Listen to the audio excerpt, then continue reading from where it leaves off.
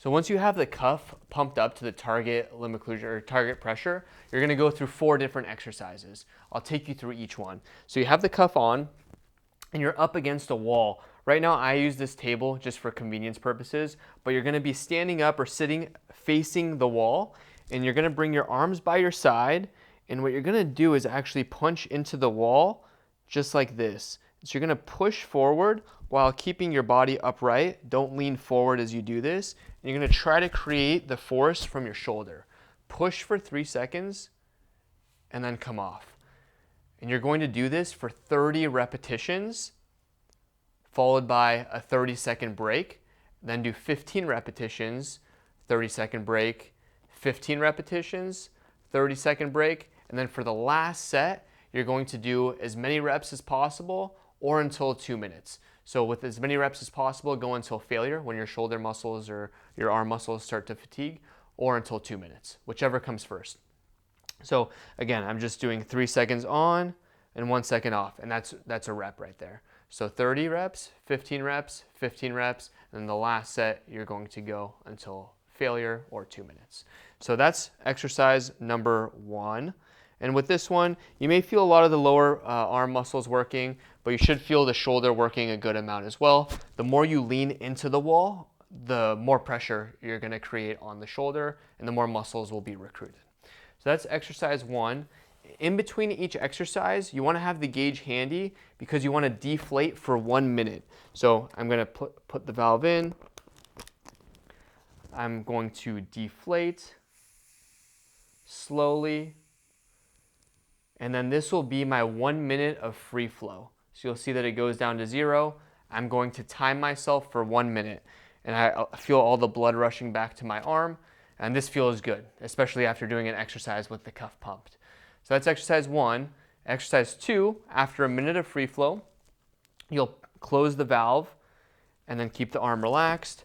Pump back up to the target. Let's say 60 was the target for you. You'll go up to 60. Make sure the arm stays really relaxed. I was tensing up, which is why I was actually higher.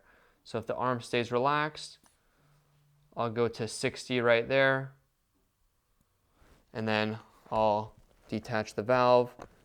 You could leave it attached if you want to. I just think it's easier to not have this apparatus when you do the exercise. Now exercise 2 will be rotation outwards. So I'm going to face the opposite direction, but if I was going to face you, this right shoulder is going to rotate out like this. So I'll show you from the back side. If I'm here, this is the wall right here.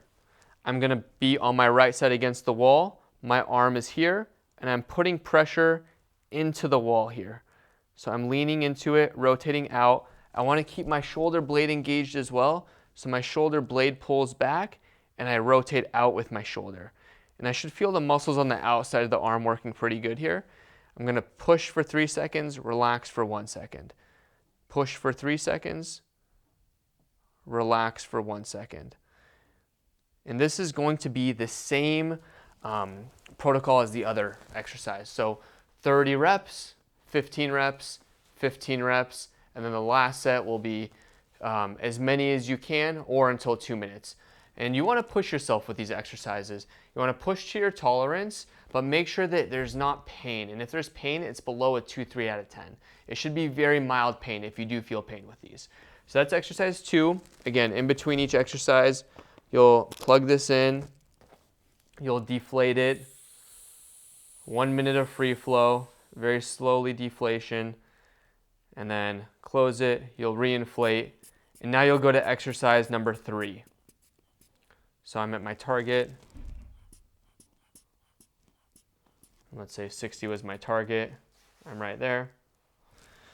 So exercise number 3 is now the opposite. It's rotating inwards. So you have to go inside of a door for this, or somewhere where you can bring your arm on the inside of to create tension going inwards. So this is called internal rotation. I'm going to keep my elbow by my side just like all the other ones. I'm going to put my hand up against this table here. I'm going to pull inward. I'm going to pull in this direction.